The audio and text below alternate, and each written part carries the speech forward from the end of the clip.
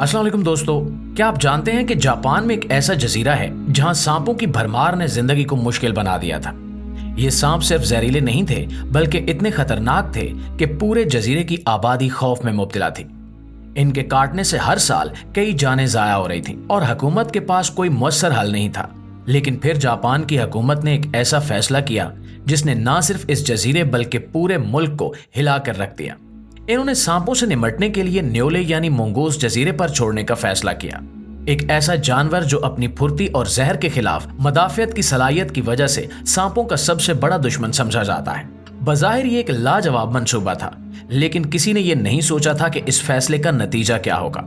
ये एक ऐसी सनसनीखेज कहानी है जिसमें कुदरत के साथ छेड़छाड़ के खतरनाक नताज देखने को मिलते हैं। लेकिन आगे बढ़ने से पहले आपको बताते चलें कि इस वीडियो को आखिर तक जरूर देखिएगा, क्योंकि ये वीडियो बहुत ज्यादा दिलचस्प और मालूमाती होने वाली है और इसमें एक सबक भी छुपा है।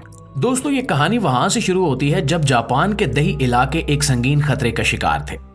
1970 की दहाई में जापान के अमामी ओशिमा जजीरे पर रहने वाले लोग एक खौफनाक दुश्मन का सामना कर रहे थे जिसका नाम था हाबू पेट वाइपर। यह सांप ना सिर्फ जहरीला था बल्कि अपने इलाके में इंसानों और जानवरों दोनों के लिए मौत का पैगाम लेकर आता था।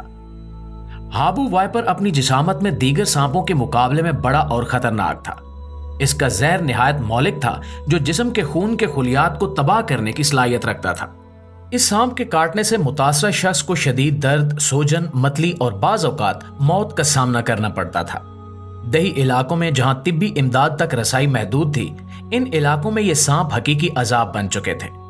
1980 में तकरीबन 400 अफराद इन सांपों का निशाना बने, जिनमें से कई अपनी जान से हाथ धो बैठे। हुकूमत के लिए ये एक फौरी मसला बन चुका था। दही इलाके की आबादी को न सिर्फ इन सांपों से बचाने की जरूरत थी बल्कि इनकी जिंदगियों को बेहतर बनाने के लिए एक देर पा हल निकालना भी जरूरी था। इब्तिदाई तौर पर सांप के जहर के इलाज के लिए एंटी वैनम तैयार किया गया, लेकिन इसके साथ एक मसला था। एंटी वैनम को महफूज रखने के लिए बिजली और रेफ्रिजरेशन की जरूरत थी जो दही इलाकों में मौजूद नहीं थी। लिहाजा जब हाबू वाइपर का मसला शदीद हो गया तो जापान ने एक जुर्रतमंदाना फैसला किया। 1989 में हुकूमत ने कुदरत के खिलाफ कुदरत को इस्तेमाल करने का मंसूबा बनाया। इन्होंने फैसला किया कि न्योले, जो कि एक ताकतवर मगर छोटा शिकारी है, इसको जजीरे पर छोड़ा जाए ताकि वो इन जहरीले सांपों का शिकार करे और इलाके को इनके खतरे से आजाद करे। ये मंसूबा जीनियाती साइंस या जदीद दवा पर नहीं बल्कि कुदरती शिकारियों की फितरी सलाहियतों पर मबनी था। न्योले अपनी फुर्ती, ताकतवर जबड़ों और जहर के खिलाफ मदाफती निजाम की वजह से जाने जाते हैं। ये छोटे जानवर ना सिर्फ जहरीले सांपों को मारते हैं बल्कि इन्हें खा भी जाते हैं। इस मंसूबे के तहत जापानी हुकूमत ने तकरीबन 30,000 न्योलों को इमामी ओशिमा जजीरे पर छोड़ा ताकि वो हाबू पेट वाइपर को खत्म कर सकें। ये हिकमत अमली बज़ाहिर एक जबरदस्त मंसूबा लग रही थी, लेकिन जल्द ही इसके नताइज ने सबको हैरान कर दिया। मंगूस और सांप की सरगर्मियों में एक बड़ा फर्क था। हाबू पेट वाइपर रात के वक्त ज्यादा फाल होते हैं जबकि न्योले दिन के वक्त शिकार करते हैं, और इसी इख्तिलाफ के बायस न्योले और सांप का आमना सामना शाजो नाज़िर ही होता था और सांपों की आबादी पर कोई खास असर नहीं पड़ा। नतीजे में न्योलों ने सांपों की बजाय जजीरे की मकामी नस्लों को निशाना बनाना शुरू कर दिया। इमामी खरगोश जो पहले ही मादूमी के खतरे से दोचार थे, न्योलों का आसान शिकार बन गए। ये खरगोश सिर्फ उस जजीरे पर पाए जाते थे और न्योलों के हमलों की वजह से इनकी आबादी तेजी से कम होने लगी। न्योलों का एक और मसला ये था कि ये बेहद तेजी से अफजाइश नस्ल करते हैं। चंद ही सालों में इनकी आबादी हजारों तक पहुंच गई और वो पूरे जजीरे पर फैल गए। मकामी माहौलियाती निजाम जो पहले ही नाजुक था, तबाही के दहाने पर पहुंच गया। प्यारे दोस्तों, जब जापानी हुकूमत को इसका एहसास हुआ कि न्योलों को जजीरे पर छोड़ने का फैसला इनके लिए एक नया बहरान बन चुका है, तो उन्होंने इस मसले के हल के लिए फौरी इकदामात करना शुरू कर दिए। अब इनके सामने दो बड़े चैलेंजेस थे, एक मकामी माहौलियाती निजाम को बहाल करना और दूसरा न्योलों की बढ़ती हुई आबादी पर काबू पाना। सन 2000 में हुकूमत ने न्योलों के खात्मे के लिए एक जामे मंसूबा बनाया।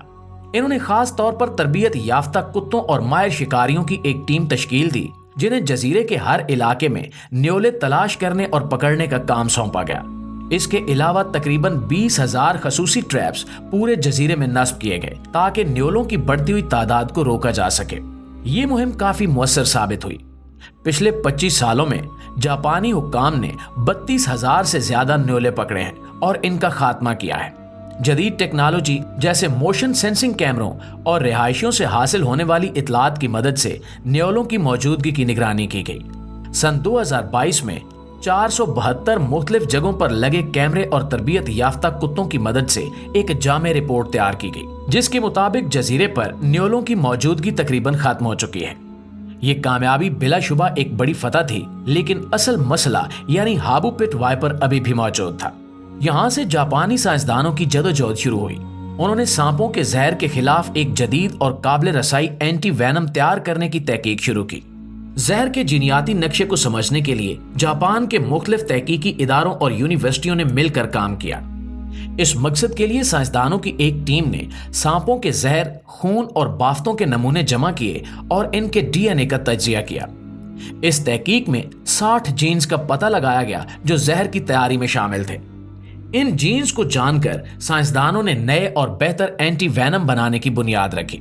दोस्तों, ये तहकीक सिर्फ सांप के जहर के इलाज तक महदूद नहीं रही, बल्कि इससे दीगर बीमारियों जैसे कैंसर और कल्बी अमराज के इलाज में भी मदद मिलने की उम्मीद पैदा हुई। जापानी माहिरीन ने न सिर्फ जहर के इलाज के लिए नए तरीके दरियाफ्त किए, बल्कि इनकी तहकीक ने आलमी सतह पर साइंसदानों को जहर से बनी दवाओं की तैयारी में मदद दी। दोस्तों, जापान में न्योलों को जहरीले सांपों के खात्मे के लिए मुतारिफ करवाने का फैसला शायद एक मुनफरिद तजुर्बा था, लेकिन ये कुदरत के साथ छेड़छाड़ की पहली कोशिश भी नहीं थी। दुनिया भर में कई ममालिक ने कुदरती माहौलियाती निज़ाम को कंट्रोल करने के लिए ऐसे ही इक़दामात किए हैं और इनके नतायज हैरानकुन बल्कि अक्सर तबाहकुन निकले। सन 1935 में ऑस्ट्रेलिया ने गन्ने के खेतों में केन बीटल्स के मसले से निमटने के लिए कैन टूड्स मुतारिफ करवाए। कैन टूड्स जो एक किस्म के बड़े मेंढक थे, इन बैटल्स का शिकार करने के लिए लाए गए थे, लेकिन जल्द ही वाज़ेह हो गया कि बैटल ज्यादातर गन्ने की चोटी पर रहते थे जहां कैन टूड्स नहीं पहुंच सकते थे। नतीजा ये निकला कि कैन टूड्स ने ऑस्ट्रेलिया के मकामी जानवरों को निशाना बनाना शुरू कर दिया और पूरे माहौलियाती निज़ाम को तबाह बर्बाद कर दिया। आज कैन टूड्स ऑस्ट्रेलिया की जमीन पर एक नाकाबिले हल मसला बन चुके हैं। इसी तरह हवाई में सन 1800 की दहाई में गन्ने के खेतों में चूहों से निमटने के लिए न्योले लाए गए, लेकिन यहां भी एक बड़ी गड़बड़ हो गई। चूहे रात को फाल रहते थे, जबकि न्योले दिन के वक्त शिकार करते थे। नतीजा ये निकला कि न्योलों ने मकामी परिंदों और नायाब अकसाम के अंडों को अपना निशाना बना लिया और जजीरे के कुदरती माहौलियाती निज़ाम को तबाह कर दिया।